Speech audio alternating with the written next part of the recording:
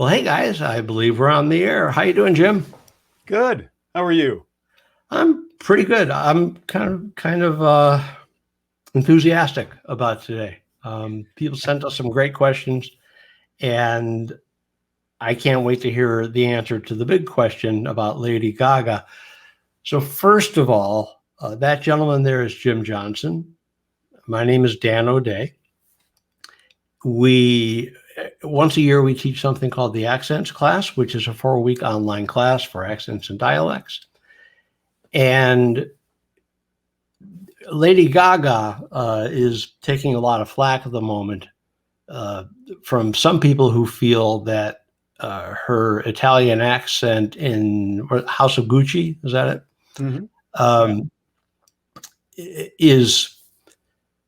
Has problems, and apparently and I haven't seen it, but it seems unanimous that at times she sounds more Russian than she does Italian. So what we are going to do here is Jim is going to explain to us why that happens, what happens, why it happens, and how you can avoid that happening if you are doing an Italian accent, or if you are doing an accent and you hear, wait, I think I'm sounding Russian. What do you do to get back to where you should belong? Second part of today is we invited people to send in questions about accents or dialects, and I've got a number of them here, a bunch of really good questions here. And after we solve the Lady Gaga problem, if there's a problem, because I haven't heard it, so this is not me criticizing Lady Gaga. After we do that, we'll go to the questions, and if you can really help us, if you want to maybe say hello in the comments field. And as we progress, if you feel like you're getting your time's worth, if you would hit the like button, that helps us a lot because it exposes it to more people. And I think this almost always happens now.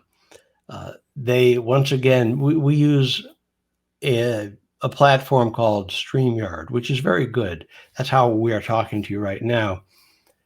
But what often happens is they will change the interface. The engineers decide, oh, let's make it better. You know what? If we move all the things that the guys use, we can put in something else.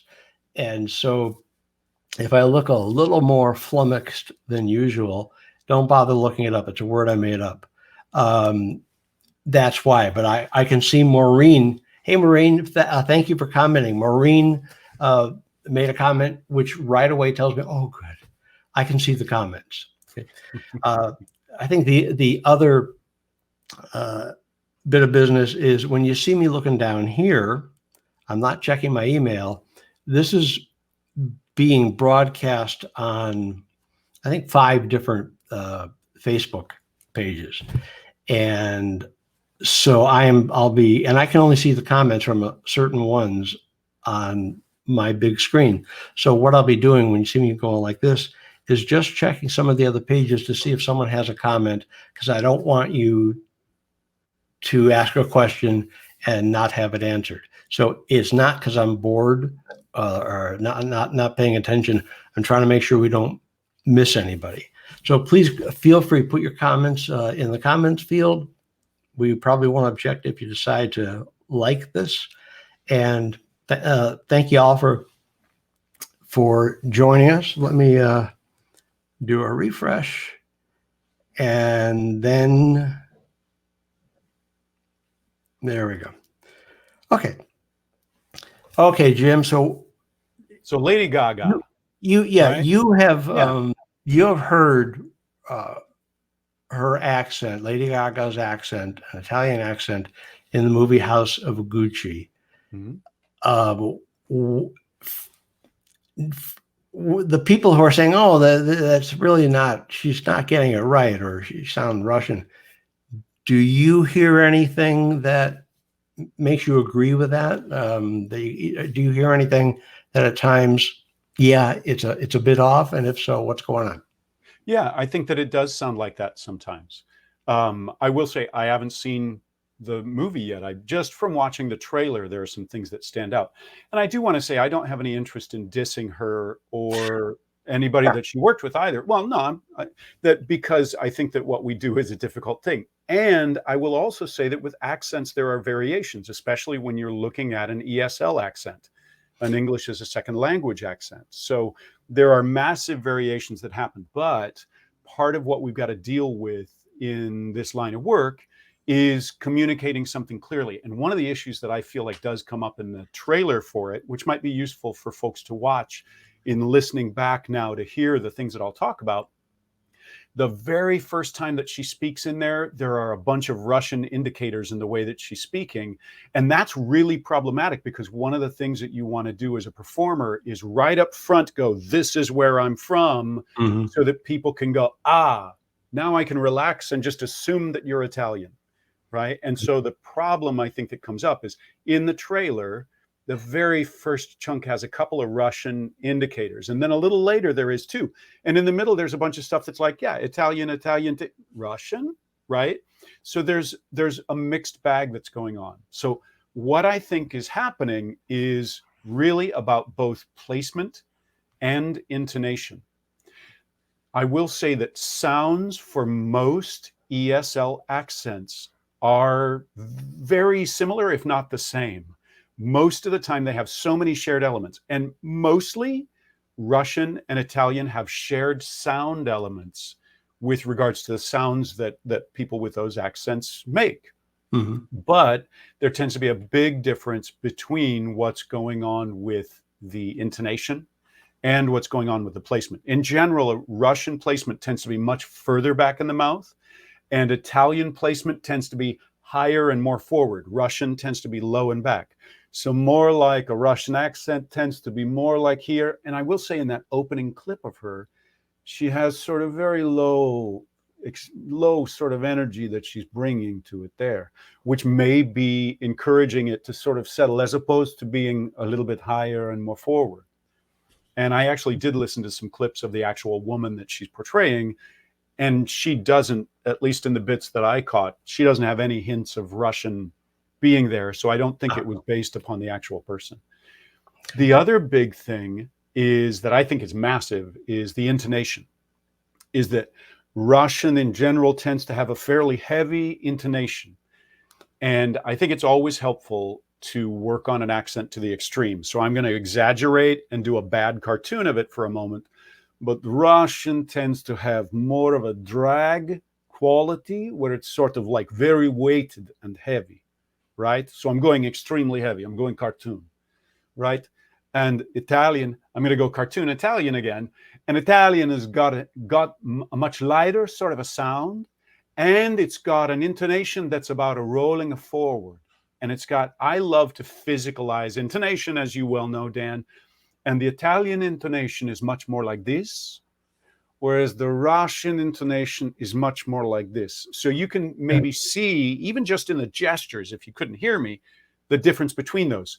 And what she's got is not that full-on drag, but she's got certain elements where it's going along like this, and it's got just a little bit more of a heaviness to it, instead of having a lightness to it.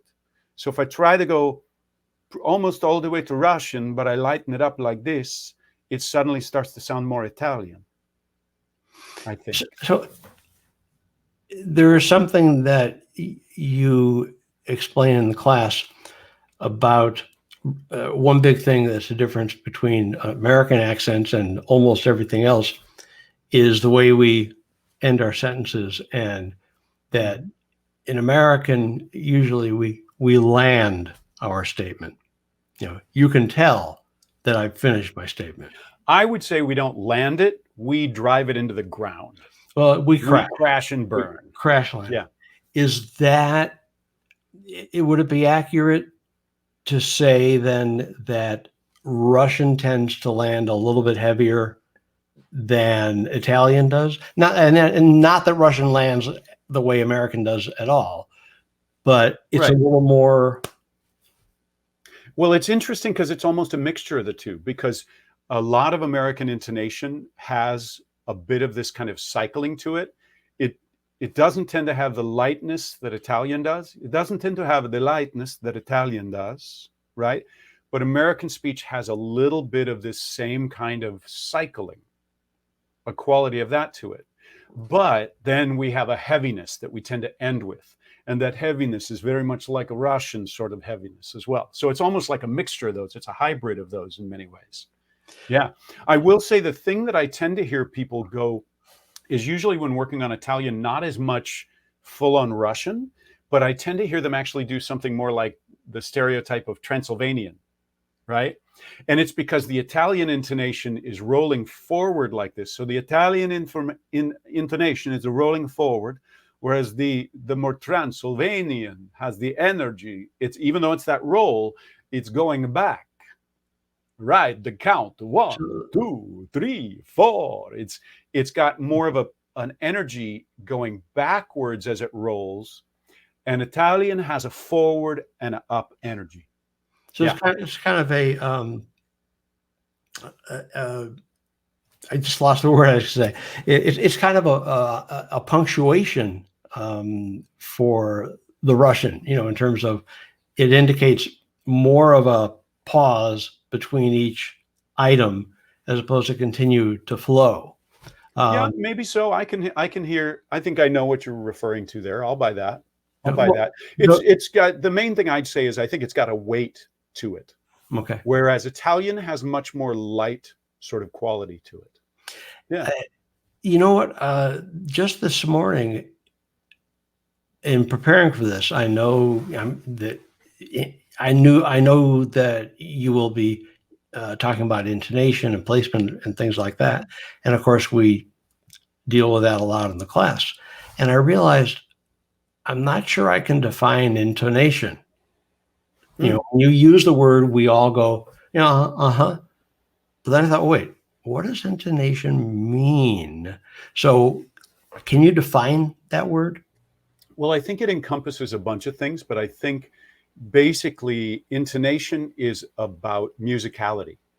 So is it I mean, if you think about a lot of things that are guiding people through a piece of classical music, what are those indicators that are in that score?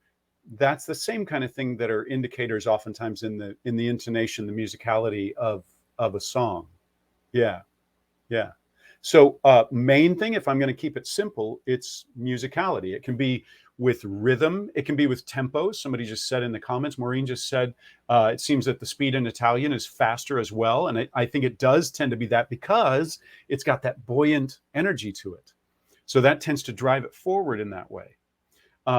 So yes, I do think, so it's tempo, it's speed, it's pitch range, as well as pitch patterns, right?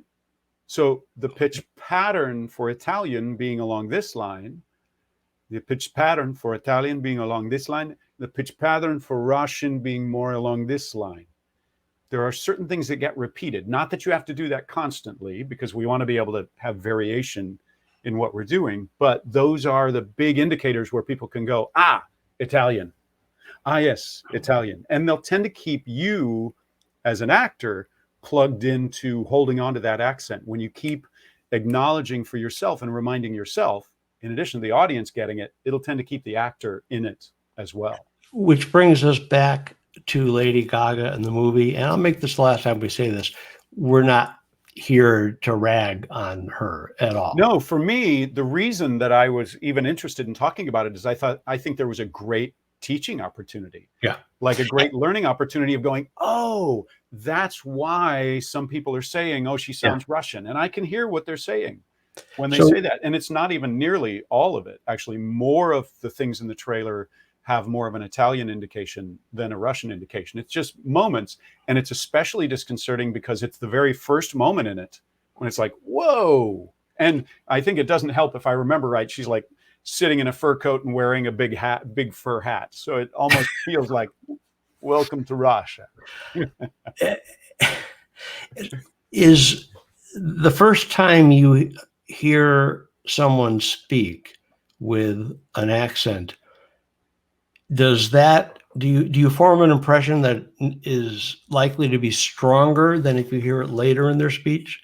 Like the I very think very that's first I think sentence. that's true of most things for people. I think first impressions carry a significant amount of weight. So And if they're left going, and if they take a first moment and go, oh, okay, so she's Russian in this Italian movie. Oh, wait, no, she's Italian. Oh, okay. Then they're having to make a readjustment. right. Okay. So from the very beginning, if you make the right first impression, that's going to carry you further, and the audience is going to give you a little more leeway because they Yeah. already have decided you're Italian. Yeah, I think Or, so. I think so. They're along on the ride with you, I think, at that point. Yeah. so, how does an actor, some other actor who is in that movie, how does that actor realize she's off, and how does she fix it? Well, I'm not sure that there's an answer, and if there's a need for the other actor to figure out that you're talking about the actor noticing it for themselves. Yes, Well, I'm trying not to say what should Lady Gaga have done, you know, yeah, but yeah, so what yeah. would have, So how would she notice it? how Well, would yeah, how would she realize? I Oh my haven't even looked gosh. into it, but I would imagine she's got a dialect coach on it, right? I Mhm. will say oftentimes they don't have a significant budget for that, or they only have them on set certain days, or they may end up revoicing it in post, or there's a lot of possibilities for what can happen for making shifts.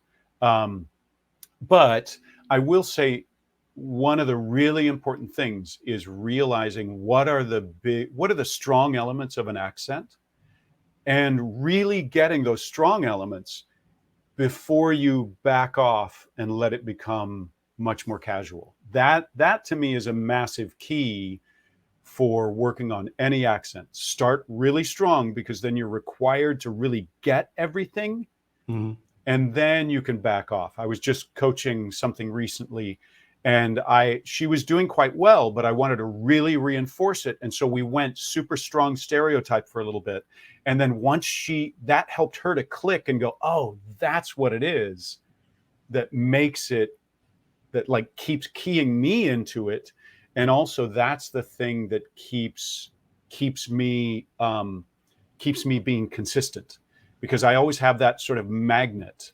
I have that anchor that's keeping me in place, that strong awareness of these certain elements. Yeah. Okay. And by the way, if people are making comments, I really appreciate it. Feel free to like it. And if you have friends who are actors or voice actors or some other type of performer who uh, might be able to be helped by improving their accents and dialects, absolutely feel free to share this entire video on Facebook. As a matter of fact, I take off all your personal postings and just, you know, play this over and over on your page because your friends will thank you. So I'm going to look at these quick comments, and we've covered everything except Matt Weiss cryptically says the Men in Black. I'll take care of this. The old oak tree at noon. It's just some spy stuff. And that's good. Matt gets that. Yeah. So you ready for some questions? Yeah, sure. Okay. Carl asks, and he's asking about our class. Okay. In your class, do you teach using phonetics? Yes. Yeah, absolutely I do, because I do think that they're incredibly helpful. That said, I don't feel like an actor needs to know phonetics to be able to glean the information that's necessary. I like to use phonetics as a framework, and oftentimes what I will do, this is always at the ready, right? So here's my vowel quadrilateral, and I'll use this thing that's overwhelming and frightening to just give a framing for, hey, here's your mouth, right? Here's where this vowel happens in the mouth. Let's talk about these variations within this, especially certain ones, because I think it can be helpful to frame it for people. And rather than being this frightening thing that I just held up, once I start to explain it, I find consistently people go, oh, now I get that. Now I get it. I've used this when I'm coaching 7-year-olds in Christmas Carol, right? And they'll go, oh, okay, now I understand that because I pointed out to them. Yeah. Can you hold that up to the camera again, please? Are you sure, Dan? Yeah. It's frightening. Well, here's the thing, because that scares the hell out of me. Yeah, I totally get that. Except in sitting back in class and watching, I realized pull it back just a little bit more so we can see the whole thing.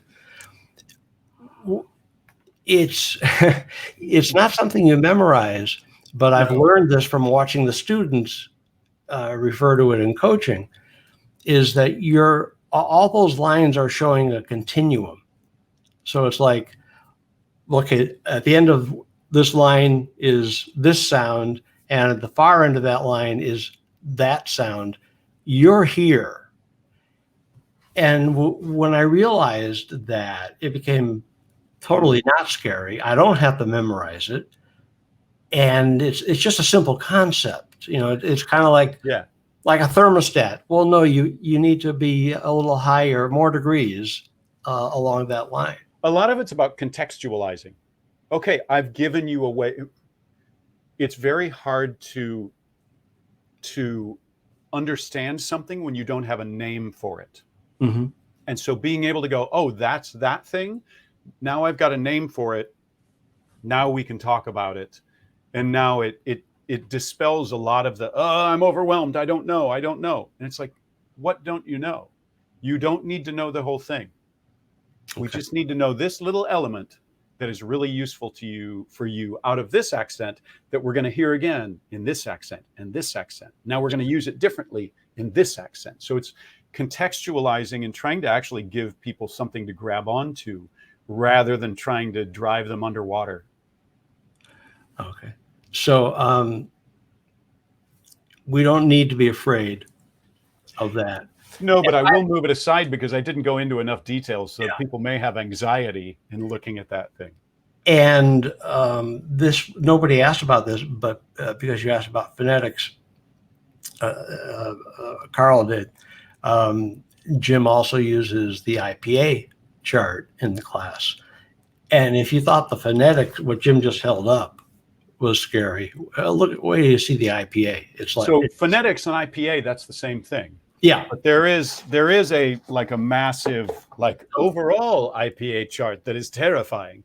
And what we were looking at with that vowel quadrilateral is just this little portion of it right here, right? So it's just a part of it, and you don't need to know all of this stuff. It's I think that's little elements. That has to scare a lot of people. Yeah.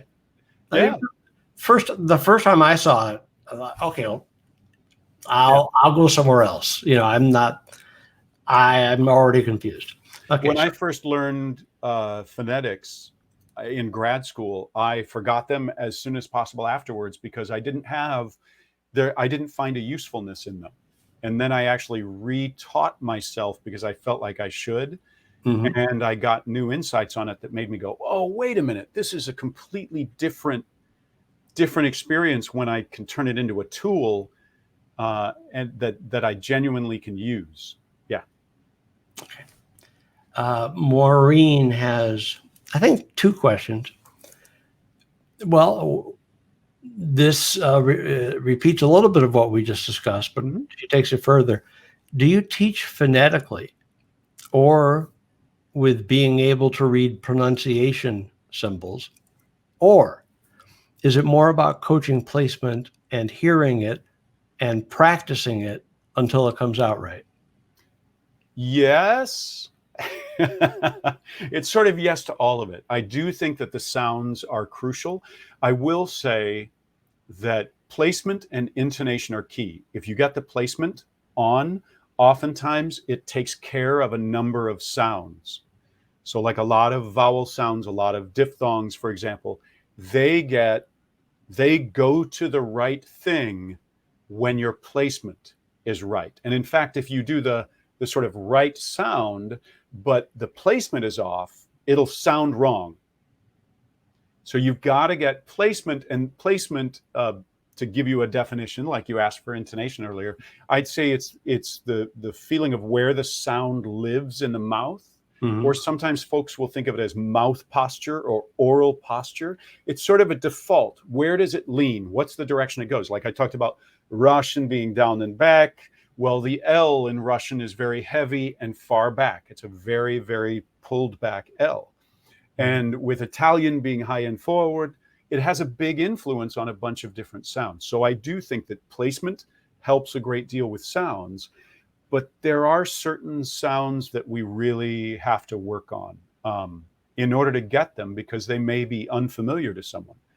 And so there are some that we work a lot in the beginning as people are getting a grasp on them. And then once we've reinforced certain ones, what I like to call Hell's Corner, these certain sounds that a lot of people just go, I don't get it, I don't get it.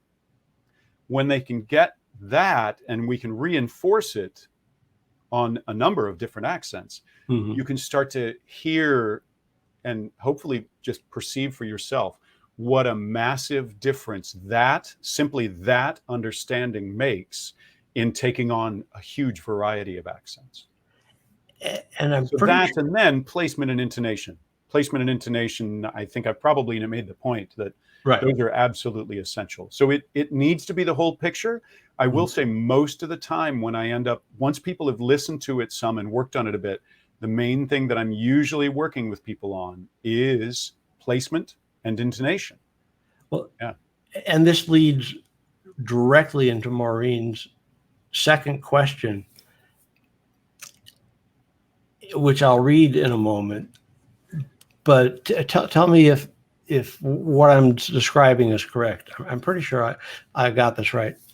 A lot of people think that learning an accent is a matter of learning how to pronounce the vowels or the vowel combinations. Right. But if they're not paying attention to placement, if it's coming from here, some vowels you literally cannot say the same way as if it were coming from up here. So even though vowels are important, without having a commanded placement, it's quite possible that you're not going to be able to reach some of them at times. Is that no? Yeah, I'll say I think that's accurate. I will also say sometimes there are people that coming at it from the sounds gets them to the placement. So it's like, okay, let's work on that sound. Boom. Everything just fell into place. Other things fell into place. Usually there's some kind of there's a lock that we're trying to pick. We're trying to find the key to. And oftentimes an individual, part of what I love about getting an arc with a number of people in this class is that people start to run into things consistently and start to go, okay, it's that again. I need to work on that. Yep, absolutely. There it is again. Here's another wonderful example of why that is exactly where you need to put your focus. And so as a performer, when you're learning an accent, or maybe you've been having difficulty with one, and suddenly you hear yourself do it perfectly, it probably is a good idea to stop and say, okay, wait, what's going on here? Where did that come from?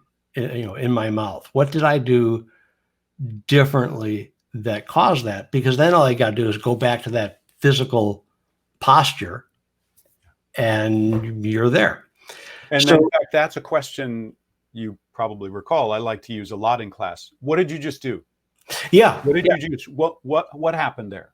And when they describe it, I try to pick something out of that I'm like, I think that's a great thing for you to hold on to, because that seems to be a big key for you. But I want to hear, though I'm going to share a lot of possible wordings for something, I want to hear their wording for it, because it might be something different that they hold on to more strongly, and it may help someone else in the class who is struggling with that same thing.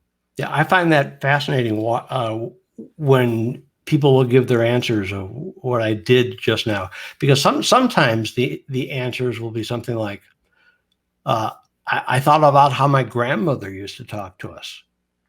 Okay, great. Yeah, and I might say, so how did she used to talk to you? What you know, I may go into that more, or that may be enough that they go, now I've got this familiar target that I hadn't been sticking with me, and now I've got it. Yeah. And so, And I'm literally okay if somebody's sort of like, it was more purple. I'll be yeah, like, as long cool, if that works for you, stick with the if purple. that makes it so they can retrieve it, that's all that Yeah, matters. absolutely. Yeah. Okay. So more, by the way, my name is Dan O'Day. That gentleman is Jim Johnson from the Accents class. And we're answering questions that were emailed to me in advance. I will also say we've got one right now that Matt put in saying, do you find yourself adopting a persona or a different self when speaking in a certain accent? And I think that that's incredibly useful for people. I know there's a question that somebody had that they sent you that was about like holding on to an accent, like Okay. trying to differentiate a couple of accents. So I feel like, Matt, I'm going to answer that. I know coming up with this. So I'll come back to that most definitely, because the answer is yes, pretty much. Bruce says, I kind of get that. By the way, if you ever want to write dialogue, that's how you write convincing dialogue. I kind of get. I kind of get, it's very good writing. I kind of get that the wide, flat mouth is the difference, or one of the differences between between the Bronx and Manhattan, and also difference between Cockney versus Australian. Is that what went on with Gaga's Italian? So I don't think it's what went on with Gaga's Italian, other than the things that I think that he's talking about are placement issues.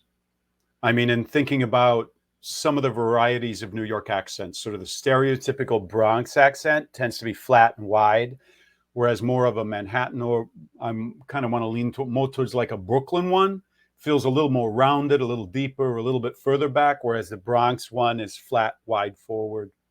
Or the Cockney requiring like a lot more open space like this, whereas Australian is a much more sort of flat and wide sort of experience. So in that way, yes, because placement, mouth posture has a big impact. And that's one of the big things we were talking about with Lady Gaga. Yeah. It seems to me that the answer to Bruce's question is, yeah, it is. I mean, he's not using the word placement. You are, yeah. But you're using a word that I think describes what that fits what he's describing. Yeah, so I think so. He's right. And you, among the accents you just did, you did Cockney and you did a little Australian. And what I find fascinating, and those of you who are watching, if you've never picked up on this before, you'll start to notice. What I find fascinating is how similar the Cockney accent is to, I'll give you guys a moment to guess, how similar the Cockney accent is to an Australian accent. I mean, it's eerie. If you were to map out the sound, it's eerie how similar they are. Is there a way to describe what the key difference is or differences are? I think it's a couple of different things. One of them is that sense of placement. Like Cockney tends to be more open and round in the back, whereas Australian commonly feels a little bit flatter and wider. So like the Cockney a little bit more like this, whereas Australians a little bit more like this. And as DL just pointed out in a comment there, said, and musicality. Musicality is a big part of the difference between those as well. Cockney is much more sort of stop and go, and Australian is much more linking and sort of dragging along. So the Cockney is a little bit more like this, whereas the Australian's a little bit more like this. Yeah. Yeah. I often, when this comes up in class, I often think of this basically as accents that are similar to one another typically share the same or very similar melodies, and it's kind of like a singer. You might have two singers, same melody, but they emphasize certain elements of it. They back off on some, they hit on some, and even though they're singing the same tune, it doesn't sound the same at all. Yeah. And I think like a lot of Australians, people go, "Oh, are you from England?" And they're actually from Australia because most Australians don't have the super broad accent, that I want to lean into when we're starting working on it. Mm-hmm. And then we can mellow it out. And so it actually sounds a little closer to Cockney, but you can start to hear the distinctions and differences between them. Once you get really used to what the strong indicators are, then you can oftentimes hear that weaker version that's actually in, real live humans' accents. And by the way, a great way to instantly make friends with an Australian is to say, "Oh, are you British?" They love that. So, or if you want to piss off somebody who's from New Zealand, you can ask if they're an Aussie. There you go. Exactly. And Matt was asking about such geographically separate cultures maintaining such similar accents, but they have roots. They have shared roots. It was a penal colony where they sent a lot of people from London and other places as well. Way back in the day, it was a prison. Australia was a prison. It's surprising to me how quickly an accent can evolve when the population is moved geographically. Like when people came from England to what became the United States, when they landed, they had pure British accents, and it's not like it took 100 years before Americanism started to creep in there. It happens fast, and that surprises me.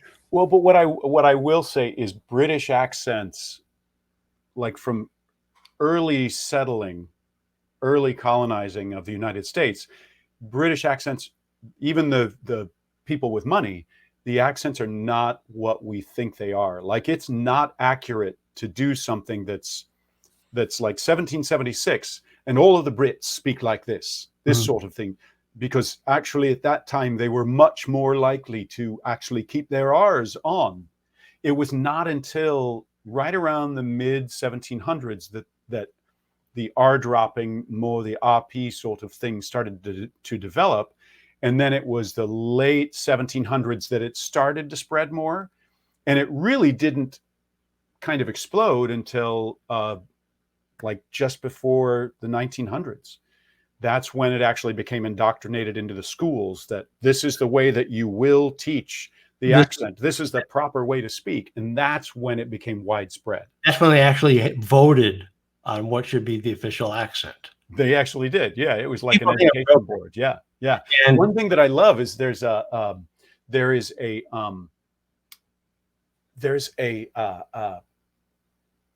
the Germans during World War I were recording a bunch of British soldiers who'd been captured because, theoretically at least, they were planning to take over England, and then they wanted to speak like those locals. So they were recording them on like the wax cylinders in order to have them to be able to learn how to speak that way once they'd conquered the world. Well, they sort of rediscovered them. I can't remember how long ago, but playing some of the recordings, far more people from England had the R sounds on in the earlier 1700s, far more than what we have today. Yeah. So you mentioned Germans in World War I.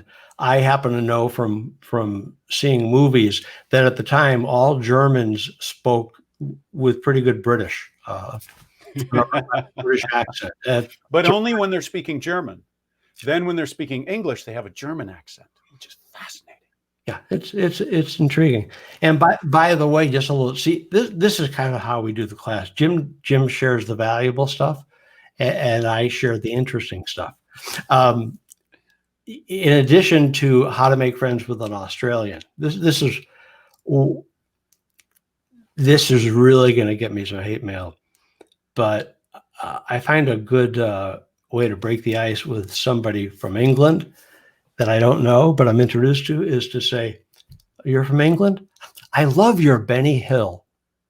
That just really pleases if they're above a They certain. love that. And the pleases was kind of joking. So Matt's asking a question about how did the Australian accent survive and the American accent diverged so much? And what I would say is neither one of them survived. Both of them changed over time. And part of my answer is I'm not exactly sure what those influences were that made those shifts happen. But accents change over time. I'm just finishing a revamp of my Irish South and West materials. And in that, there's some sounds that I feel like are shifting. There's more of a Dublin influence that I'm tending to hear on some places outside of Dublin. So I'm actually doing an update to those materials with lots of new recordings and all that stuff. Okay, next question. Well, Maureen's got one too. Can I grab that one? Because I just ignored her. See, and Jim has no respect for rules. We structure this in a certain way. Yeah. And but I love hers anyway, because I think it's right along the line of what we were talking about South African Transvaal having the same conglomeration of settlers from Dutch and German and British and what's going on there. And again, I think what we've got different things influencing one another. So like when you go to the like Afrikaans, South African, like that very strong Afrikaans South African, there's an element of that sort of plucking quality of that intonation that's actually present in South African English for people who don't have that Afrikaans element. There's just ever so slight, there's a shortening of consonants and things like that, but rather than getting all technical with it, that tiny hint of a pluck in the intonation, the tiny hint of a pluck in the intonation is one of those things that keeps something more like a South African English, as opposed to something that's got a much stronger sort of pluck to it, that's going to be much more Afrikaans. Yeah. By the way, Jim's use of the word hint leads to a really valuable point, is that learning to speak with an accent from a language that is not your native tongue is not a matter of learning to speak it perfectly. It's a matter of leaving clues. So you might say a sentence, and there was one word in that sentence that tells the audience, from Australia, even though they don't have this very thick cartoonish movie accent. So for the Americans, I mean, the obvious comparison would be, I believe to a lot of people, Americans and Canadians sound identical, but not to Americans and Canadians. And you can give a 1 hour speech and speak just as I do, or just as Jim does. But if you say, okay, now I'd like to talk about this topic. Wait, Canadian. So it's the clue. It's not the entire meal, so to speak. So let's see. We actually didn't. We've been talking about it. Mm-hmm. But we didn't have not answered it necessarily directly. Rachel says, "What is the best technique for keeping accents from blending into each other? For example, Irish turning into Scottish, or German sliding into Russian. What's the best technique from keeping them from merging?" Yeah, and so I think this harkens back a little bit to the question Matt asked about creating a character. Like, do you sort of create a character for each one? And it also harkens back to what I was saying about starting really, really strong. And I think part of what's helpful is if you work on an extremely strong, more stereotypical Scottish accent, and then work on a very strong, stereotypical, whichever Irish accent, whichever Scott, right? If you work on these extremes, like the Scotch Irish the big area that has this sort of blending of them is in Northern Ireland, in Ulster. And it's that accent tends to be quite different from most of the rest of Ireland, the Republic of Ireland, because of that Scottish influence. And yet it's quite different. That Northern Irish element that has this drag and lift at the end, whereas Scottish, like starting really, really strong. Scotland, that sort of thing with a Scottish, right? And in the beginning, you might have to do something a wee bit like that, right? Then, donkey. And then eventually you can start to find that it's lighter. But this, even when we go to a much lighter Scottish accent, has this quality to it, as opposed to having more this kind of thing that is present more in that Northern Irish, more that Northern Irish element. Even when you make it lighter, it's still got that sort of off-pitch drag sort of quality to it. So especially, I would say, intonation is going to be one of those big keys. Start extreme, almost thinking of it like you're doing a strong character, because it should actually change how you behave. I mean, there's culture, there's a whole different culture in different countries. I find that I walk differently when I think Scottish than how I walk when I'm Iowa boy, you know? So thinking in that direction, when I'm in a rougher neighborhood, I think Scottish, right? So thank you, Scotland. So recognize that there is a different quality, a different character, a different culture to accents, to places. Yeah. And so I'm trying to piece together how and why starting strong is a good technique for avoiding blending into a different accent. And I think, based on what you just said, one of the reasons is if you start strong, your physicalization of it is going to be as exaggerated or as enhanced as possible. And if you can keep in that physicalization, it'll keep you out of the way you would be your physicalization for another accent. And I think that's a part of it, but it's other elements as well, like with Cockney. With Cockney, one of the things that people want to do all the time is they want to do Cockney a little bit like this, right? So they sort of default to this, which is not that far from the reality of the way that many, stereotypically East End London speakers speak. But if you start that way, you're not going to figure out what those elements are. So you've actually got to start a lot more like this, where it's like, boy, that's heavy-handed, right? But once you get it like this, then you can start to do it a little bit lighter. But if you don't get that, then you start to, it's people want to go to mumble mouth. They want to default to mush mouth, just in the sounds, for example. But they also probably won't get the placement, and they won't quite get the intonation, because you've got to do it to that extreme, I think. And I find it very effective in coaching people. Go to the extreme and then back off. So I understand how beginning with the extreme is really helpful in getting the accent. I'm not clear on how that also is a preventive to keep you from having that accent blend into some other accent. Because I think if you can get clear on what those elements are of a Scottish accent, the thing that is shifting for me when I start to sound like I'm from Northern Ireland, the thing that starts shifting for me with that is my intonations changing, or the thing that's starting to shift for me. So you can start to pinpoint what those elements are. And Maureen was saying that she loves the physicalization suggestion.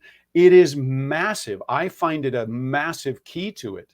And you will understand the intonation so much more if you physicalize it. I've joked in class multiple times about, I could just mute you and I can watch your gestures and tell whether you're getting it or not, because of the physicalization that happens that seems to go with it. And so I want people to do a certain gesture or a range of gestures. I think there are multiple possibilities. And when they do that, they usually get that element and they have a big payoff from it. By the way, so we're talking about accents and dialects. We have a class we teach each year called the Accents class. It's a 4-week online course. That gentleman is Jim Johnson. My name's Dan O'Day. And Adam asks, how much time is enough? Well, he has several questions that are kind of related. Let's start with this. How much time is enough to master an accent? I don't know, because it varies a great deal. It depends on the accent, right? The more, I will say in general, the more accents you learn, the easier they become. That said, I like to use the term speed bump accents. There are accents that you may go, whoa, this one throws me, and I don't know how to deal with that. So you may run into those, but mostly the third one is easier to learn than the first one. The seventh one is easier to learn than the fourth one. So it becomes easier as you go along and you get clearer and clearer on them. The mastering is also a question. Is his the one where he follows up and starts to talk about where it depends on where you're doing the show, or? Yeah, that's the guy. And I'll get to those. Yeah. So the mastering of it, and it's very hard to say how long is it going to take you.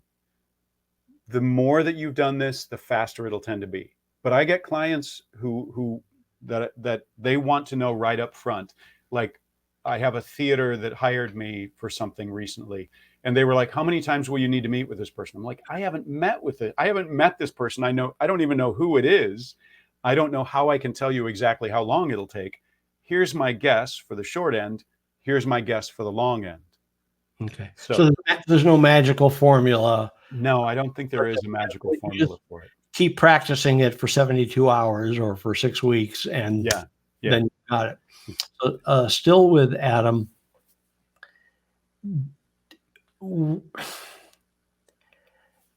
he's asking if the difference in audiences affects your performance of an accent.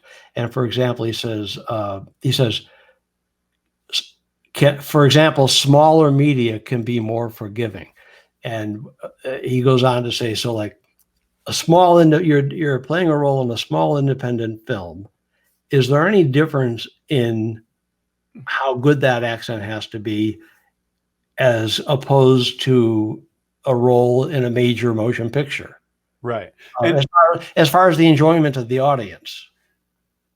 Yes, I think that there is. Really? Well, there needs to be a difference in accents. For example, if I'm trying to remember the name of it. There was an Irish movie I watched not that long ago that was clearly not meant for American audiences, not meant for audiences far beyond Ireland, because the accents were very thick.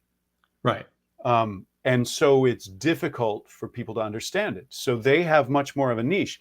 There are ways that we oftentimes have to cheat accents a little bit in order to, I think in the end, if you're not understandable, I don't care.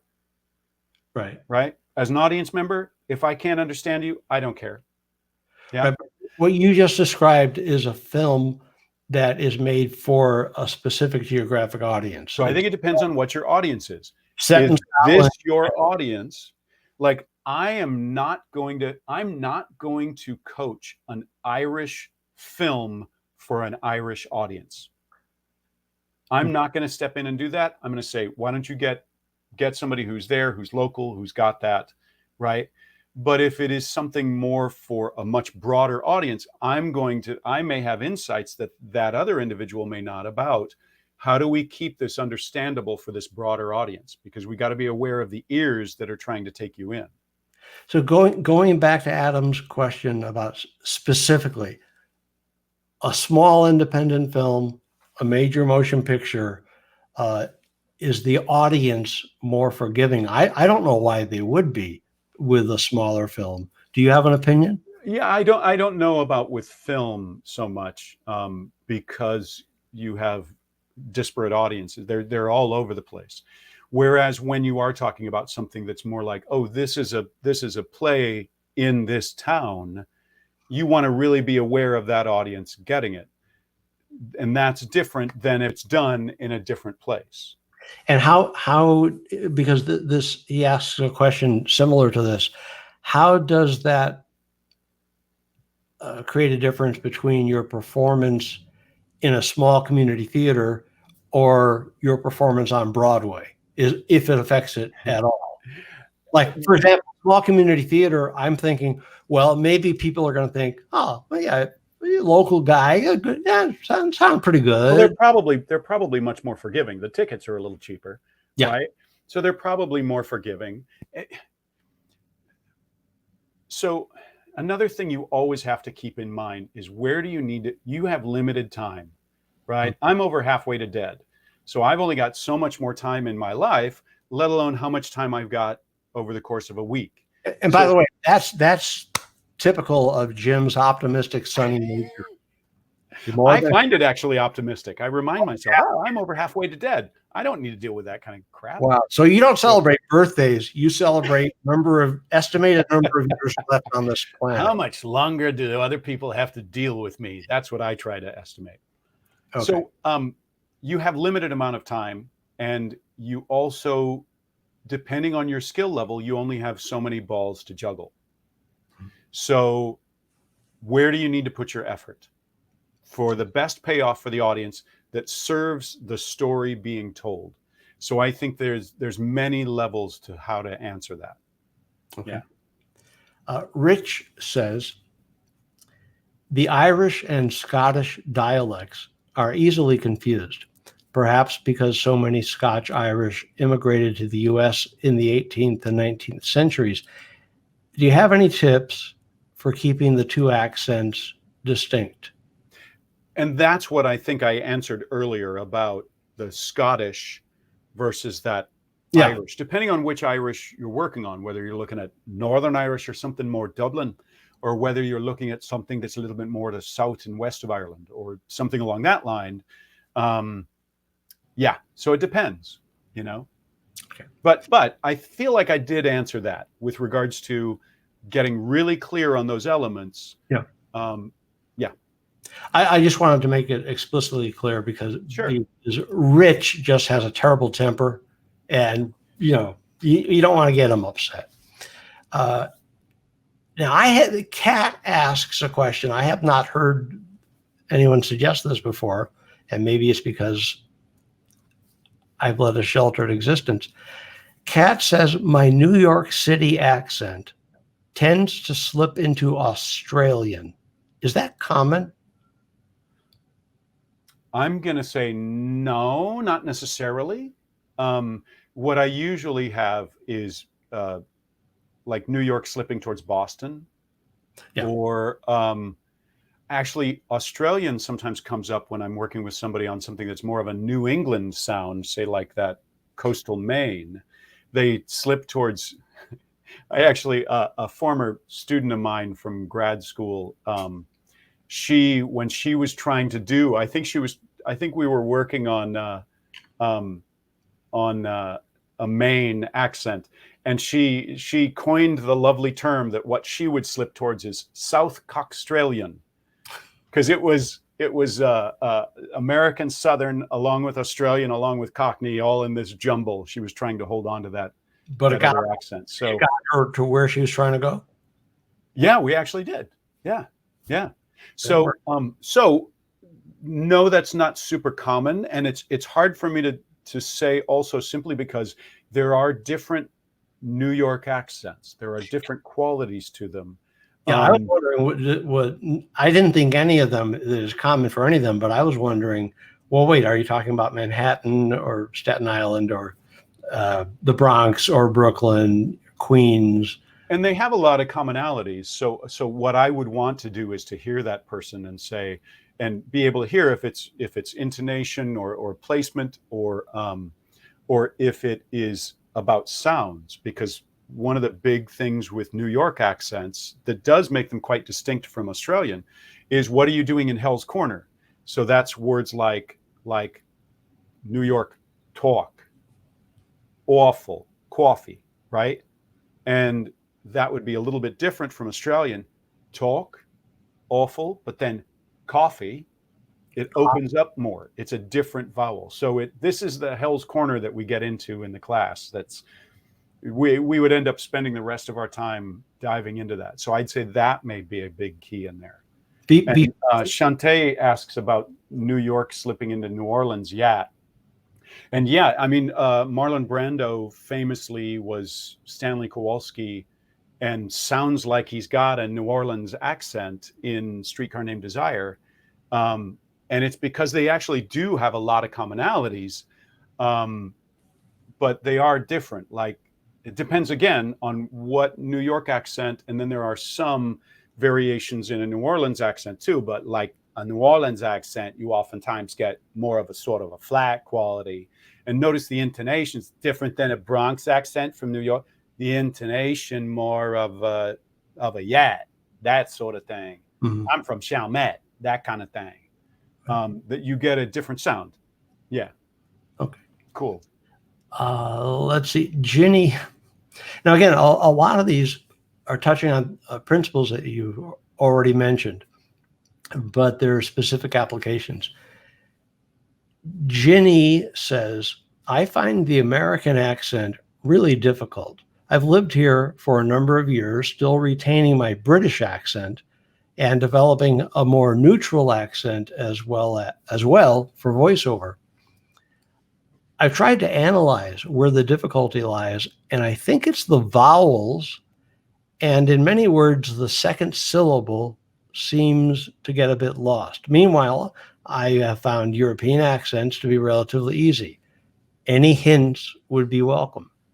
Well, number one, I will say with regards to European accents being easier is that something I mentioned earlier, I think, is that in English as a second language accents, there are a ton of commonalities. There are so many vowel commonalities between all of them, and there are so many consonant commonalities. Figure out how their R is different, but most of the rest of those elements are the same in different accents. So the big difference is intonation and placement. And so, and also they usually are simplified vowel systems. So you've got fewer sounds to have to make to even need to be aware of. So that tends to make it easier. I will also say another thing that is very forgiving about ESL accents is there are so many variations that could be informing the way a person speaks. Did they learn their English from a British speaker, from an American speaker, there was a Spanish woman that I was recording one time from Spain, and I was like, what is going on? Oh, her husband's Australian. That's why her English was based in Australian. And so that had an influence on the way she spoke. So sort of, there's a lot of forgiveness within ESL accents, with the sounds especially, I would say. Yeah, more so than the intonation and the placement. So coming back to really common issues, it's hard to say again without actually, listening to you to be able to give you direct feedback. But I will say one of the things that people from England usually struggle with in taking on an American accent is doing a post-vowel R in a word like here, there, to be able to get the light R there. Oftentimes it's overdone. If you want to hear that variation, listen to the very first Doctor Strange movie where Benedict Cumberbatch's accent, he's got such hard R's some of the time in that movie that you can hear, wait, what's going on there? He's got sort of Southern-esque R's after the vowel. And then other things are not saying Southern, so it's a little bit of a mixed. Well, when that happens, is that because the actor is aware of the fact that the R's are very different in England and in the States, and so they know that right off the bat? I got to make sure that I get those R's. And it's hard because it's very subtle, and that's something that I've had to work with a lot of folks on. Is being able to get that R, the subtlety of the R. It usually wants to become too hard. And so it starts to sound more Southern as opposed to being a very light R. Yeah. So that's one thing. And then the other big thing is, I keep dropping it, but hell's corner. What do you do with words like father, lot, cloth, thought? Are you going father, lot, cloth? Most Americans don't do that rounding. Lot, cloth, Lot. thought. I go wide. I'm kind of trying to land in an accent in between, because those are really challenging sounds. Have you And defined, that's why I dive into those right away. We got to figure out Hell's Corner, folks. okay, have you defined in this conversation, because as you know, I don't really listen when you talk. Have you defined in this conversation Hell's Corner? No, because I would need to spend hours on it. But okay, if we look at the vowel Oh, yeah, quadrilateral again, without a chart, no charts. right, it's what's going on back here. No, I'm bringing up the chart, Dan.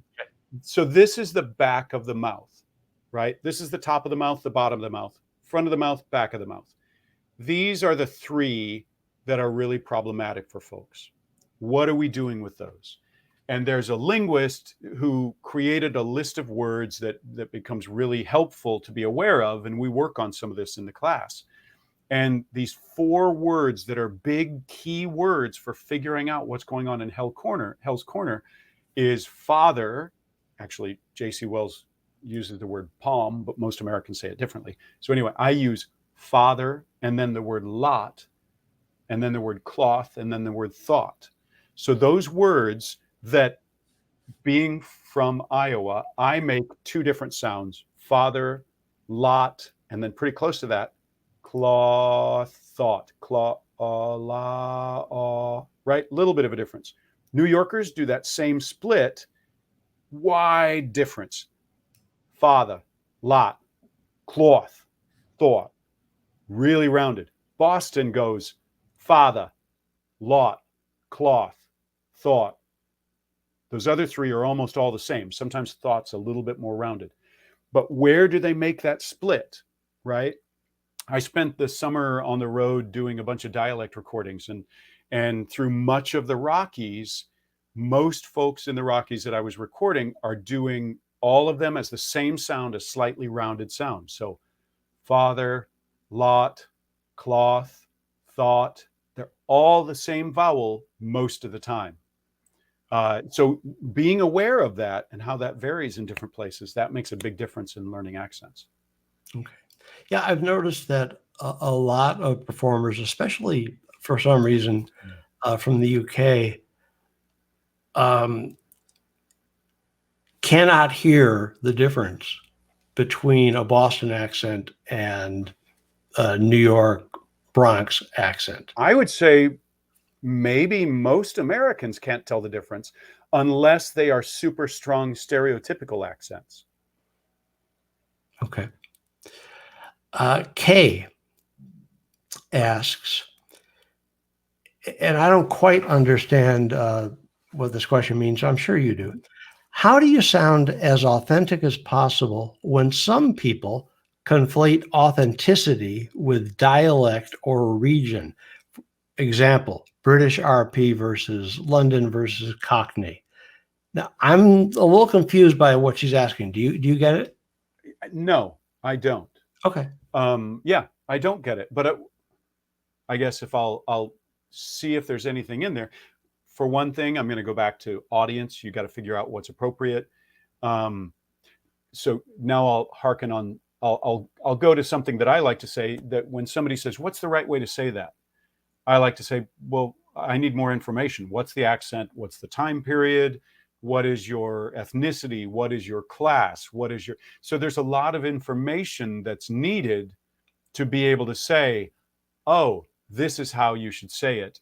Something within this, and even then, it's like something within this range, because people have variations. I'm from a town of 900 people, and you hear variations in the way people speak in my hometown of 900, let alone when you're looking at a large city or a state or a region. Yeah. That's one of the traps that I see for people who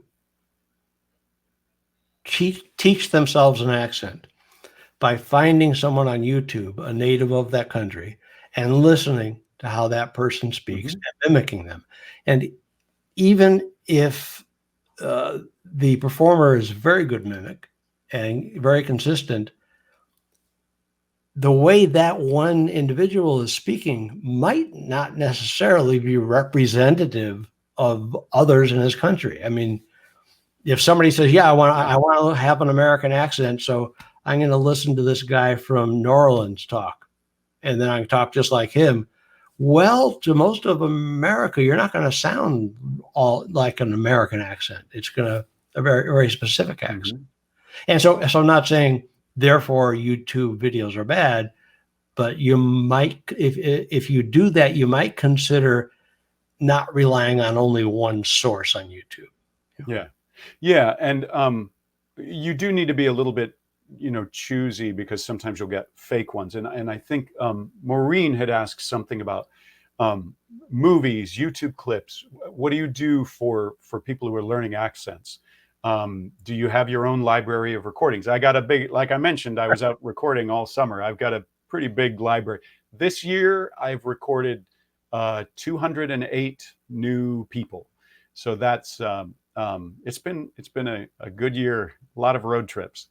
And actually, I'm going to pick up just a few more before the end of the year, hopefully.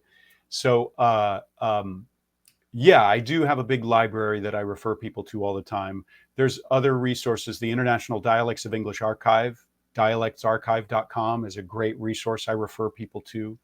And then I, like, in the materials for students, is including a lot of clips, a lot of like links for YouTube videos and such, to have even more examples of people. So I do think that's important, but I think that you need that, and you need the awareness of those elements to the extreme, because one of the challenges is oftentimes you're listening to somebody who has a much more subtle accent. So it's great to hear somebody with a really strong one, to figure out what the placement and the intonation and the sounds are based on that, and then listen to a lighter version, then mellow it out for yourself, et cetera, et cetera.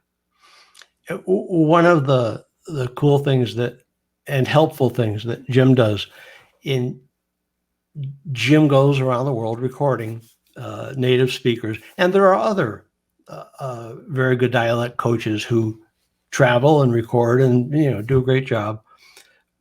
But typically, the way people who do that is they will hand a monologue, or a paragraph to someone and say, okay, would you please read this in English just as you normally would? And we get to hear their accent, which is great.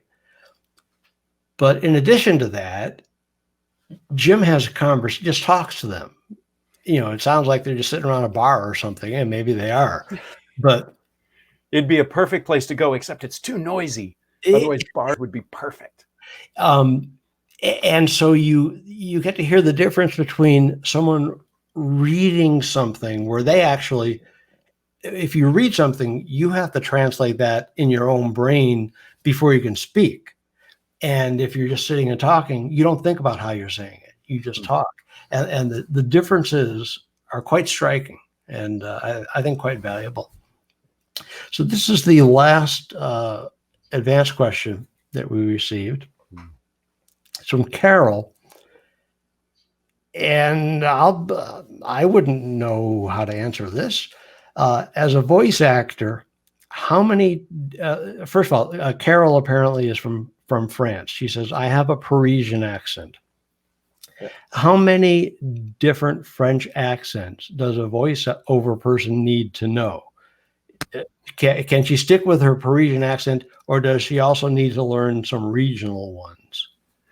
Well, what I will say is, primarily, if you're speaking French, it's probably useful to have a number of different dialects within French. If you are speaking English, there's not as significant of a difference from one region to another as there is from one individual to another. There's more variation in that. So I would suggest, once you get the basics of it, you get those elements of it, then yeah, absolutely, you could listen to someone from another part because you want to differentiate it. But say if you're an audiobook person, focus on character. I'm always with actors, we got to make it character driven, and let the differentiation be more about the character than about, oh, what are those elements of the accent? It's more like, tell me about the character, right? What is the energy of this character? How does that affect it? That's where I would suggest that she put her energy. And if you're doing voiceover for American audiences, whether commercial or animation, whatever, but it's for a North American audience, I think very few of them are going to say, wait a second, that sounds more like Southern France than Northern France. And even then, the difference is much more individualized, right? I'll go back to my town of 900, right? There's individual differences. So I would say my guess would be you're putting your energy in a place that's not going to serve you as well. Yeah. Okay. I think Shantae made an observation where she's saying ethnicity is key.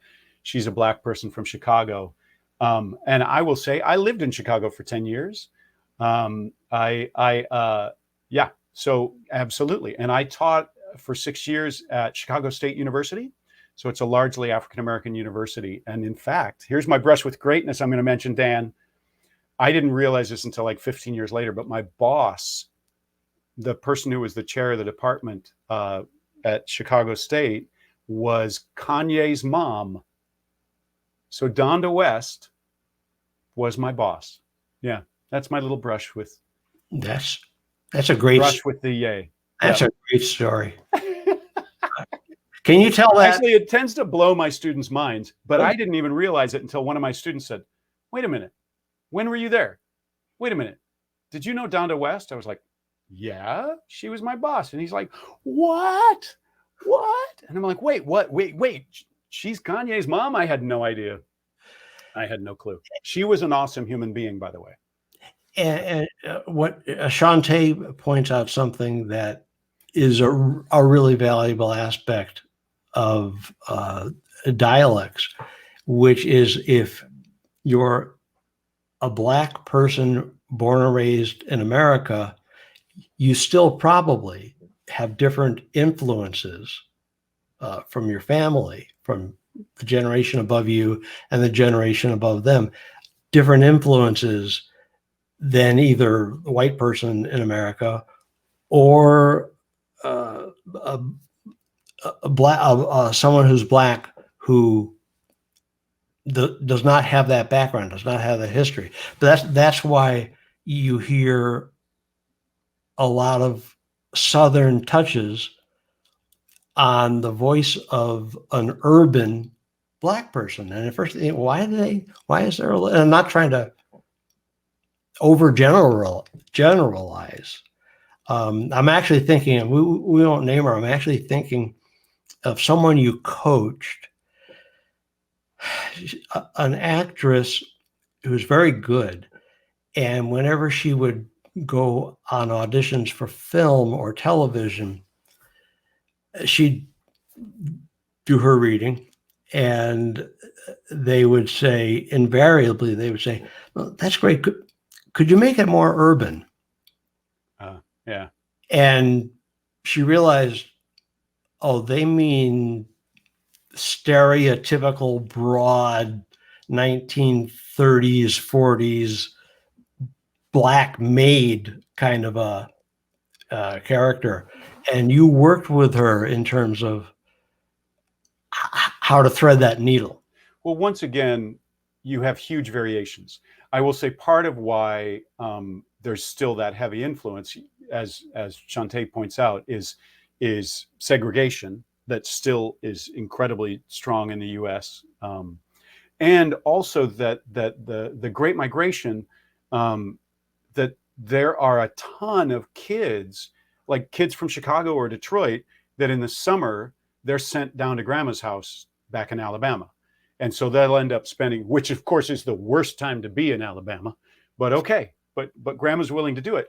So they end up having a lot of exposure to it and sort of like renewing the connection. But it is a Southern-based accent. Again, there are variations. It's not always non-rhotic. It's not always that the R's are dropped, but mostly it is. And actually, like, there's a ton of things that the older white Southern accents have in common with even modern day African-American vernacular that is all right. There's so many variations. So right, but there's a ton of commonalities between them. But then what happened is those white Southern accents actually changed in a different direction and mostly have put R's on. And I wouldn't be surprised if that was part of the segregation, race-driven concept of differentiating. And it used to be, if you listen to a much older white Southern person, you can start to hear a lot more elements that are shared with many African Americans in Detroit, as opposed to yeah, I think I said it. Okay. Cool. But it's very informative. Race is very informative in the US, especially. It's starting to inform a little bit more in England, but not a lot. You don't necessarily, like in the US, much of the time you can go, oh, I can tell on the phone this person's black. Whereas in England, most of the time you can't tell that unless they have a closer link to family who came there from elsewhere. Right. Yeah. And this is really going off into the weeds, but I've never heard, when I learned this, I realized I've never heard anyone talk about that. If you're a black person in America and your ancestors, your predecessors came from Africa, and you still are, your grandmother, your great grandmother, whoever it is, that speaks a little differently than mid-America accent, is that someone who grows up speaking African or who comes from a family where that influence is there, it's a different grammatical structure that what you're going to speak in Africa. It's not just a matter of taking the sounds and substituting other sounds. The whole, I'm really getting us lost here, but I know. Let me do it like this. Take two. Yeah, Jim, there's also another element is the grammatical structure of the native country from which the person's family comes. We don't have time to discuss that now, but it's a really interesting. But even grammatical structure in the U.S. Once again, I'm kind of heading down a path here, but when I was at Chicago State, it was at this time when there was this big controversy because there was a school in California that was going to teach Ebonics. And it was like this big political upheaval. Whoa, what is going on with that? The school was doing that because they could get extra funding if they applied for having like students who speak other languages. So they were really just playing a political game to get more money is what they were trying to do. In addition to the fact that there are grammatical differences that I studied when I was, there can be grammatical differences that I studied when I was at Chicago State that are like grammatical variations about subject-verb agreement, for example. And that was one of the things I had to be aware of with my students, because the way that you speak is oftentimes the way that you write, and it would inform them in that way. But then, and it's usually disparaged a great deal by white America against black America, not speaking properly. But even within much of black America, you're going to grow up to speak properly, right? Right. But a lot of those same grammatical structures actually exist, especially in Southern accents of whites in the US. And they get disparaged, but in general, probably not as much. There's so much political and historical context that's really useful to be aware of, so that you can make choices, and then so that you can make choices, informed choices, and then also make political choices to go, yeah, I'm not going to do that. Just so you know, that's not going to happen. I'm pretty confident that there are some people here who are not sure what Ebonics means. Can you? It's more of an old term that was used for the most common term now is African American Vernacular English, AAVE. And some people are also kind of tearing that up a little bit, going, that's not appropriate, or it's treating it like there is one singular way that African Americans speak. And what I will say to defend the term a little bit is any accent has big variations within the way that people speak, right? My town of 900. Have I mentioned that? So there are variations. So the idea that there is a singular accent of anything is inaccurate. But by the way, I don't know if you saw, we got a cease and desist letter. That town wants you to stop telling people you're from there. It has been 900 since I was a little kid, and it's still 900. Has it ever occurred to you that maybe they just never got around to changing the sign? Yeah, you know where it says population 900? I hear you, Dan. I mean, they don't go out there taking that in. He's born or somebody died. They cross it out, and I don't know. We've tackled the questions that we got in advance. You guys have asked some great questions. Thank you for some people are making some nice comments. Thank you, Shantae. I appreciate it. And Maureen and everybody else. Last chance, if you have a question before I do see one more when I scroll back just a little bit. I saw one that we missed that Shantae also asked, which is about, are there some practices you would recommend for actors who work in several dialects? How do you keep each of them up so you don't lose them? And I think it's about touching base with them on a regular basis. That's the primary thing that I would say. Right along that line, solidifying your way in. So having a catchphrase is incredibly useful. So, right then, donkey, right? Having that phrase that you can go, right, that helps you to get into it. That is going to be incredibly helpful to keep that accessible for you. There are a lot of accents that I have to deal with on a regular basis. So there are a bunch of them that I have much more familiar, but then there's certain ones that's like, my wife, who's also a dialect coach, she's about to coach Philly on something. And it's like, okay, like this is one that is not as easy for me to just pull out of my pocket without a second thought. I would need to look at that a little bit to review that, to grab onto that again. You relying on a catchphrase, or even if it's something that no one has ever said except you, but if that phrase gets you into the character, that's exactly what a lot of good impressionists do, which is there's probably some impressionist jargon that describes it, but to slide them in. And for example, I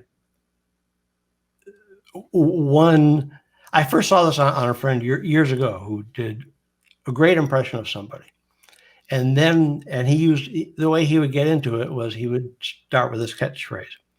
And then I learned, just by looking around and talking to people, you know what? A lot of people use that same catchphrase to get that character.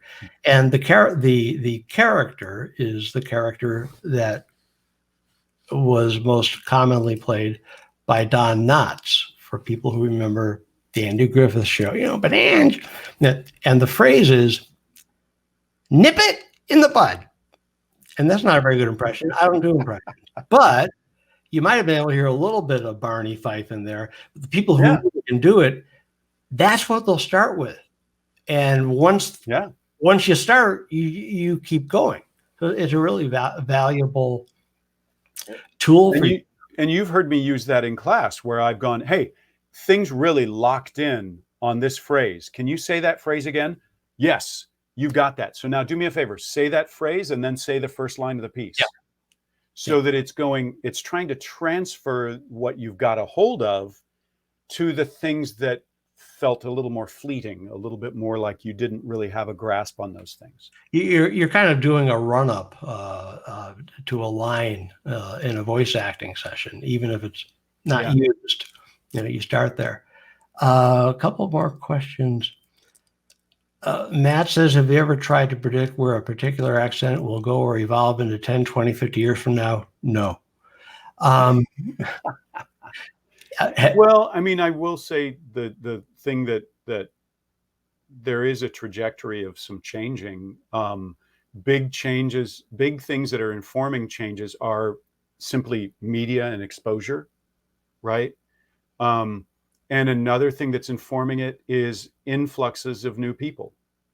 That when you get people from other cultures, whether that's a culture within a country, or you get other cultures from other countries or anything like that, that culture will tend to inform the way that the culture is in that other place. And those same kinds of things will happen with the way that people speak. Actually, there's a great book I read this summer. And if I could remember the name of it, I would tell you. It's like American. Oh, this is terrible. I'm leading into this. It's these differences between it's like the 11 different regions of the US and the origins of those. And maybe somebody will tune in, will pop that in there. And it's fascinating about like informing, like people, the way people think in this region is so informed by that. So earlier, the Scotch Irish, part of why the Appalachians sounded so different is that's where the Scotch and Irish lived. And so that had a very different accent from the flatlands of the US. Yeah.